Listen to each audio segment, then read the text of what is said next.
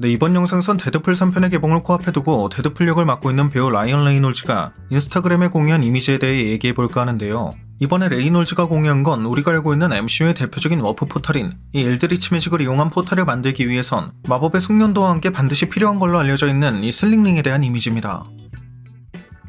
레이놀즈가 공유한 슬링링은 얼핏 봤을 땐 우리가 알고 있는 것과 큰 차이가 없어 보이긴 하지만 자세히 보면 그 양 끝에 녹색과 붉은색의 돌 같은 게 부착되어 있는 걸 볼 수 있죠. 때문에 MCU 팬이라면 당연하게도 이 녹색과 붉은색의 돌을 봤을 때 인피니티 스톤 중 타임 스톤과 리얼리티 스톤을 떠올릴 수밖에 없을 것이고, 이 타임과 리얼리티 스톤은 각각 시간과 현실 조작 능력을 갖고 있는 만큼 해당 슬링링을 이용한 포탈은 시간 그리고 현실 조작 능력이 반영된 것임을 예상해 볼 수 있을 것입니다. 게다가 데드풀 3 예고편에선 이러한 슬링링을 이용한 포탈이 여러 번 발견됐기 때문에 이 포탈이 해당 슬링링을 이용한 것일 가능성까지도 기대해 볼 수 있을 것인데, 예고편에선 이 슬링링을 이용한 포탈로부터 다른 멀티버스의 데드풀 군단까지 넘어오는 걸 볼 수 있었던 만큼 인피니티 스톤이 부착되어 있는 게 단순히 시간, 현실 조작을 위한 게 아니라 스톤의 무한한 에너지를 이용해 멀티버스 간의 차원문을 생성하기 위함의 가능성까지도 기대해 볼 수 있지 않을까 싶네요.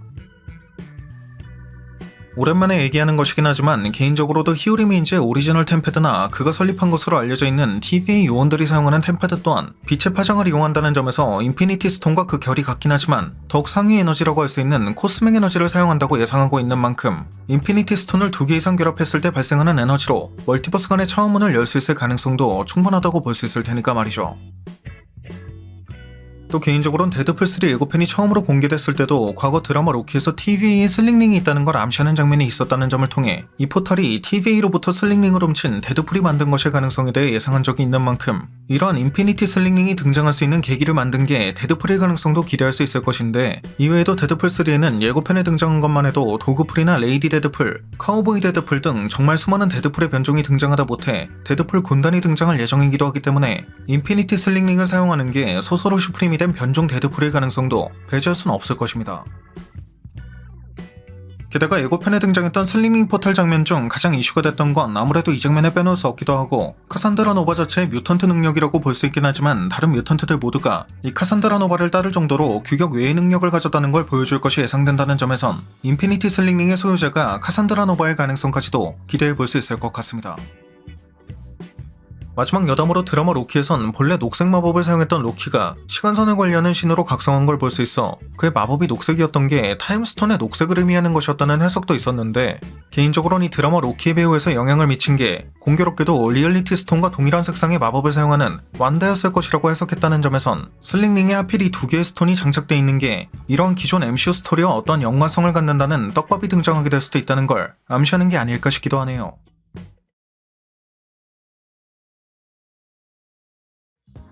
네, 오늘 영상에선 로키 시즌2 마지막화 분석 2편을 짧고 간단하게 준비했는데요. 이번 분석을 다소 급하게 준비하게 된 이유는 이 댓글을 통해 앞선 영상에서 예상했던 것과 아주 중요한 연결점을 찾을 수 있었기 때문입니다.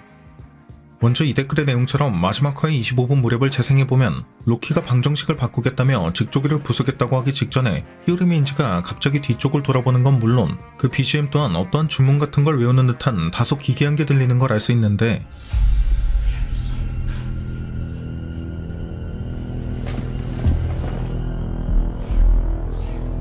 I'll change the equation. 개인적으로는 분석 1편에서도 언급했듯 이 로키 시즌2 또한 오즈의 마법사 등 완다비전과의 연결고리를 찾아볼 수 있다는 점이나, You're just a man.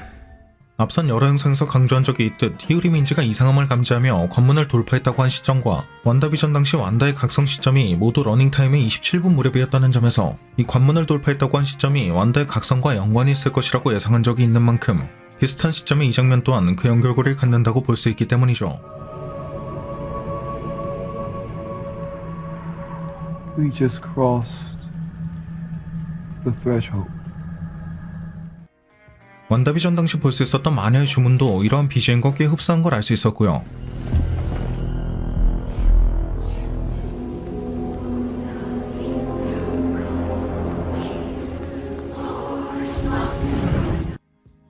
이러한 이유에서 해당 장면 속 히오리미인지가 뒤를 돌아본 건 타임슬립으로 과거로 돌아가 이야기를 나누던 해당 시점에 다시 한번 관문을 돌파해 분기된 시간선을 확인하기 위해 뒤를 돌아봤던 것일 가능성을 고려해볼 수 있을 것 같고, 그렇기 때문에 뒤를 돌아본 직후 히오리미인지가 다소 초조해진 느낌을 받을 수 있었던 것 같은데, But the loom prevents a brutal war. 개인적으로는 MCU의 과학과 마법이 코스믹 에너지라는 하나의 뿌리에서 시작됐을 것이라고 보고 있지만 분명 그 진보 단계에 따라 같은 뿌리에서 시작됐어도 마법이 과학을 압도할 때도 과학이 마법을 압도할 때도 있을 것이고 만약 동시점이라고 보고 있는 완다의 각성이 관문 돌파, 즉 히우리메인즈가 분리해놨던 멀티버스의 경계에까지 영향을 미칠 정도였다면 이는 곧 히우리메인즈의 과학기술력으로는 더 이상 완다의 마법을 막을 수 없다는 뜻이 되는 것인 만큼 Once I isolated our timeline, All I have to do is manage the flow of time and prevent any further branches. 히우리메인즈가 로키를 각성시킨 것도 자신의 과학으론 더 이상 각성한 안다를 감당할 수 없었기 때문에 같은 마법사인 로키로 하여금 TV에 애착을 갖게 만들고 그로 인해 자신까지 희생할 정도의 사명감을 갖게 만듦으로써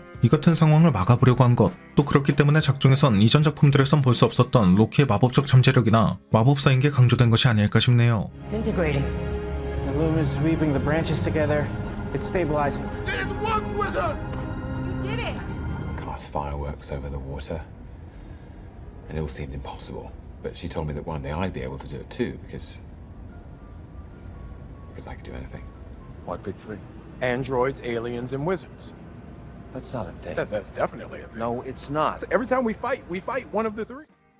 완다의 현실 조작 같은 경우도 어떻게 보면 로키의 마법과도 그 결이 비슷하다고 볼 수 있고 로키도 완다 이상으로 대규모의 조작이 가능하다는 건 이미 클래식 로키를 통해 확인할 수 있는 것이기도 했으니까요. 히우리메인즈가 각성한 안다의 마법을 감당할 수 없었을 수도 있는 건 이 각성한 안다의 경우 닥스나 소서로 슈프림인 그리고 그 능력을 완전히 각성하지 못했지만 차베즈까지 합세해도 감당할 수 없을 정도로 강력한 힘을 보여준 적이 있으니까 말이죠. 심지어 원작 코믹스의 내용까지 살펴보면 시간여행을 하던 정복자 캉이 셀레스티얼 마돈나라는 존재가 강력한 힘을 갖게 된다는 걸 알고 그 힘을 손에 넣으려고 한 적도 있었는데 이 셀레스티얼 마돈나가 될 운명을 가지고 있는 3명의 후보 중 하나가 완다였다는 점을 미루어 봤을 땐 이처럼 완다와 히우리메인즈의 연결고리가 존재할 가능성은 더욱 높다고 볼 수 있을 것이고요.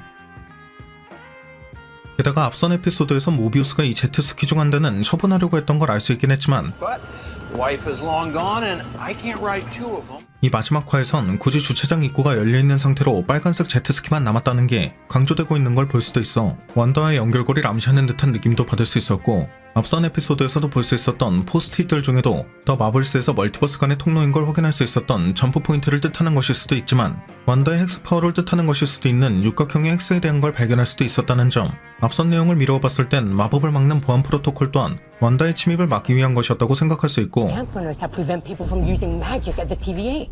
특정 공간 안에서 마법 발동을 막는 방법은 실제로 완다비전에 처음 등장한 적이 있다는 점에서도 그 연결고리가 있을 가능성은 더욱 높다고 볼 수 있겠죠. Nothing? These are runes, Wanda.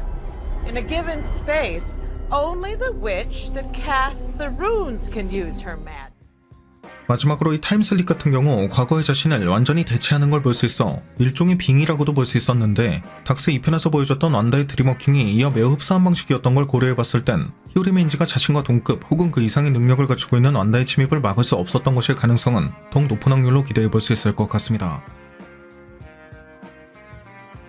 참고로 여기서 말하고 있는 완다의 경우 닥스 2편에서 봤던 완다만을 말하고 있는 게 아니라 멀티버스에는 수많은 가능성이 존재하는 만큼 완다비전 닥스 2편에서 봤던 완다보다 더욱 강력하고 사악한 버전이 존재할 가능성도 배제할 수 없기 때문에 다양한 멀티버스 버전의 완다의 위협일 가능성에 대해 이야기하고 있는 것이고요. 네, 오늘 준비한 영상은 여기까지였습니다. 영상이 재밌고 유익하셨다면 잊지 마시고 꼭 구독과 좋아요 그리고 알림 설정해주시면 감사하겠습니다. 그럼 지금까지 올원이었습니다.